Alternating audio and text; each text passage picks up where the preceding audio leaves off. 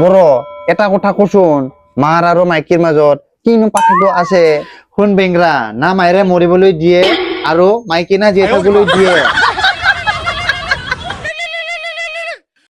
hello' hello' sir মই এমাজনৰ পৰা কৈ আছিলো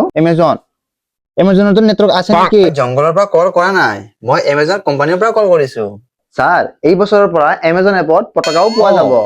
ফোন নাপাম নেকি হয় স্যাৰ ফোন পাব কিন্তু তই এতিয়া কৈছিলি পটকা পাম বুলি স্যাৰ পটকাও পাব ফোনও পাব পটকাৰ লগত ফ্ৰী ফোন পটকা বেলেগ ফোন বেলেগ মোৰ মূৰত দহি কিয় কৰি আছা বে দহিও পাব নেকি এমাজনত দহি কোনে বিক্ৰী কৰে মোৰ আইতা কি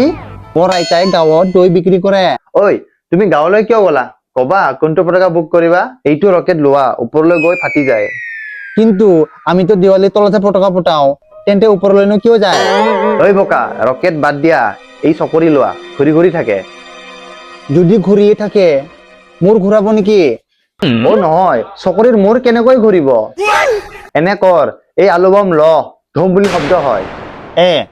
শব্দটো পটকাৰ ভিতৰৰ পৰা আহে নেকি মই পটকাৰ কাষত থাকি মুখেৰে শব্দ ওলাম তেন্তে জুইটো মুখত লগাম নে পটকাত লগাম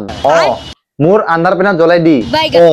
তাৰ পাছত ধুম কৰিবা না ওপৰত দিয়া শব্দ কৰিবা অ ভাই তুমি পটকা ল'বা নে নোলোৱা অসমত বুঢ়া বুঢ়ী ডেকা সবেই পটকা উৰাই